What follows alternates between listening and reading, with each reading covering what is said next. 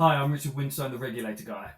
I've just come out of my monthly Ofgem meetings where a bunch of the consumer groups and charities in the energy industry get together with representatives from Ofgem to discuss some of the issues we're seeing and some of the more prominent things that are in the news at the moment. And obviously, being the day after the price cap announcement, that was very heavily featured. But there were also a lot of other announcements that Ofgem have made which have gone under the radar.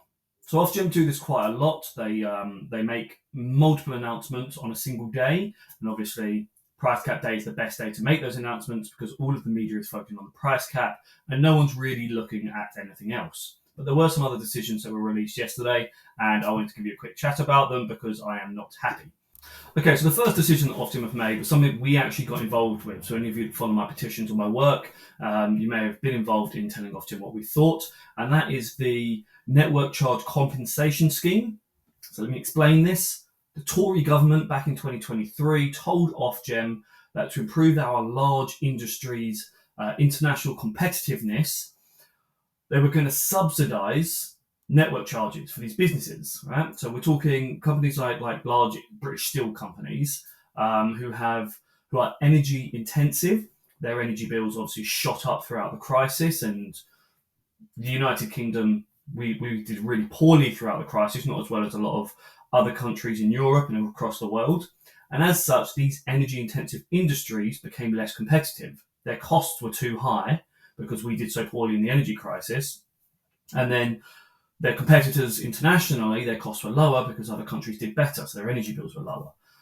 So the government decided to make our energy-intensive industries more competitive. They were going to subsidise network charges for them. And the way to subsidise that, rather than through general taxation, because they were coming up to an election and didn't want to lose the vote, is they told Ofgem to deal with it and put it onto consumers. So now you, me, your neighbours, we are all paying business energy costs on our normal bills. Ofgem have put that decision through. Just so you're aware, it's only £2.78 per year. Right? At least that's the first period that they're putting in from April 1st. We'll be paying an extra £2.78 per year, plus the 1% extra for profit and 2% for headroom and then 5% for VAT. So you're looking at £3 per household. But across 31 million households, you're looking at £100 million we're now compensating to businesses. And the reason it really makes me mad, it's not the £3, it's the fact that this is a first step. We're now paying business energy costs as households, as consumers, not just through purchasing their products, but we're paying business energy costs directly on our energy bills. And it doesn't even benefit us as a country. Companies like British Steel are like 80% owned by Chinese companies, so the profits they're making get brought out of the UK and get sent to China. So it doesn't make sense to me that we're going to compensate these companies and bring down their costs to make them more internationally competitive. I do get the benefit of it being that as long as they stay open, then there are jobs in the UK, but at the end of the day, the profits from those companies are going to go abroad. So I'm not a massive fan of this, and obviously I'm against anything that increases consumer bills. That was the first update.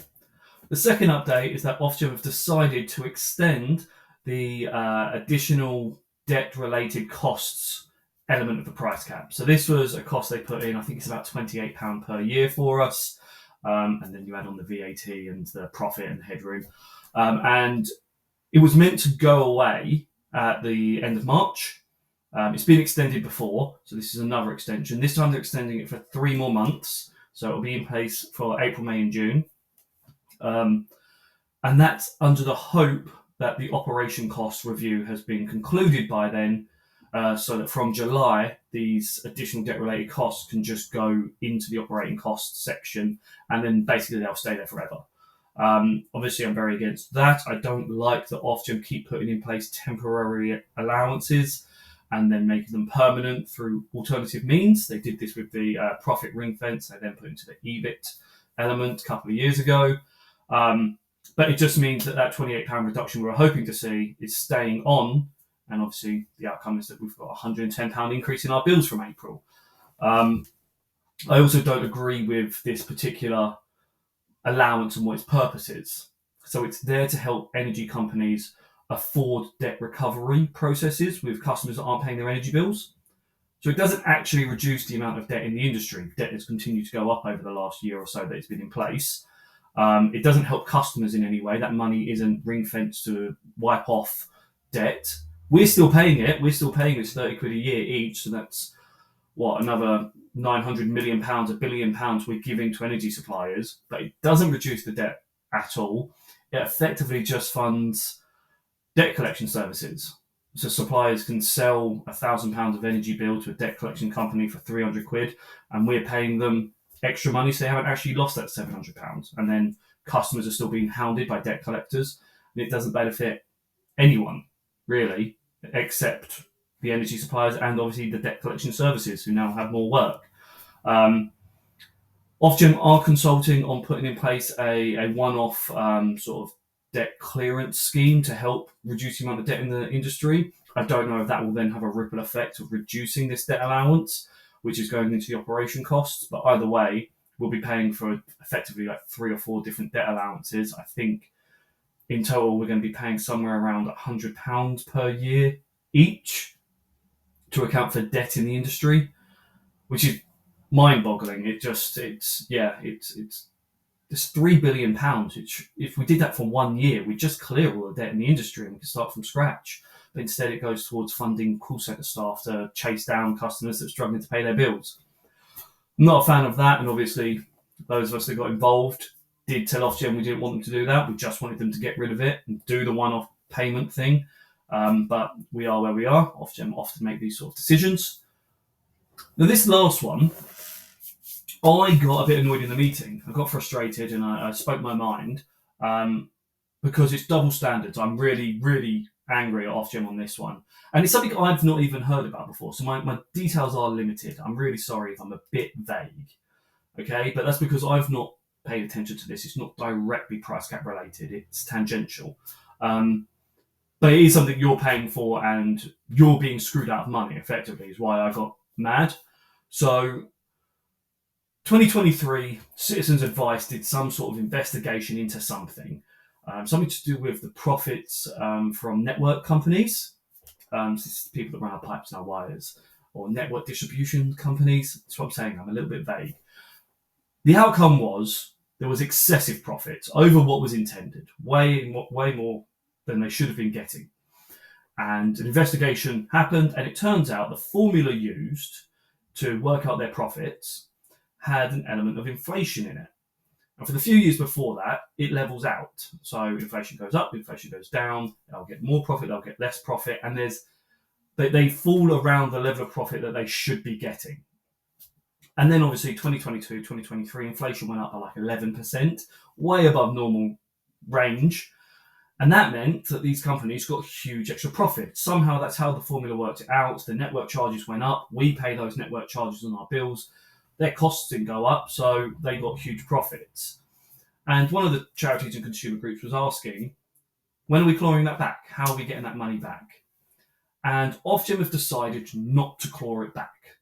They're allowing these companies to keep those excess profits for the reason of not wanting to knock investor confidence in Ofgem's rules.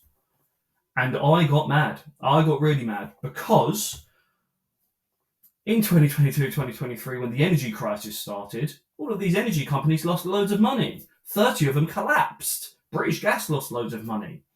And what did Ofgem do? They decided to claw back that profit and put in an extra £150 per household onto our energy bills in 2023 to give all of the suppliers their profits back. Now, if you follow my work, you'll know that British Gas had £72 million in profits for domestic retail energy in 2022. 72 million.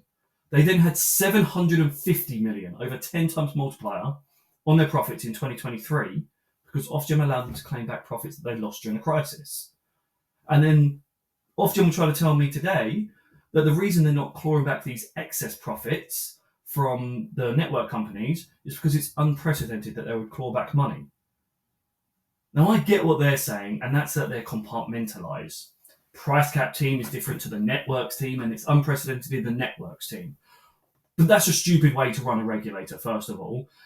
And the precedent is there. Ofgem have claimed back money from consumers to give to businesses because they didn't want to undermine investor confidence.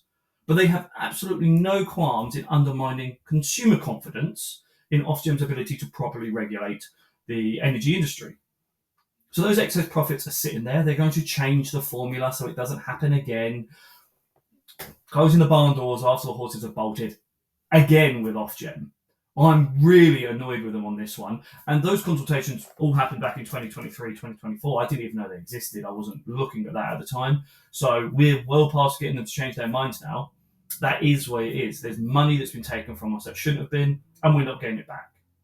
But what I took away from that meeting, and I said this to Ofgem, is that they care far more about business and investor confidence in their rules than they do about consumer confidence in their rules. And they do not treat consumers fairly in the way that they treat businesses fairly. Again, as I said, I'm not happy with them. That is an update I have from this meeting. There was a lot more in the meeting, but a lot of it was talking about future consultations and ideas that they're having, and I don't like to talk about those things. First of all, because Ofgem asked us not to, which I actually think is a reasonable request, because they're just batting around ideas. None of those things are written down on paper, being consulted on. They're just trying to get a feel for what could be a good idea and what could be a bad idea. So I don't talk about the hypotheticals. But when those come onto Ofgem's consultation pages, I will let you know. I'll do some more video updates. I'm going to try and get back into these long form videos with YouTube and cut them down for TikToks, and that way you can see me on whatever platform you're watching me on right now. So thank you everyone for watching. These are my updates. Final thing you should know is that British Gas they've changed their cheap tariff. So a lot of companies released cheap fixed rate tariffs yesterday. British Gas started by being £167 cheaper than April price cap, with £20 cashback if you go through Uswitch's website, because it's an exclusive deal with Uswitch. They've updated that to being £179 cheaper. So they're now the cheapest in the market, which is a good thing. Effectively, with the £20 cashback, you're getting £200 or £199 off of the April price cap. So it's definitely worth having a look. That depends on how often you engage with your supplier, though, because British Gas is one of the worst suppliers for customer services. So weigh up the cost and benefits of being a British Gas customer. But if your main priority is just cheaper energy, give them a look. If not, still go on to the Uswitch website. There's a link below in the comments, in the description, and you will see there's something like 7 or 8 suppliers that are now offering fixed rate tariffs that are coming in well below April's price cap. You should definitely be looking to fix, because energy experts across the industry aren't expecting the price cap to come down at all over the next 12 months. So a fixed rate deal will save you money over this next year. That's everything from me. Thank you for watching. If you've got any comments, please do leave them below and I'll try and get back to you. Thank you.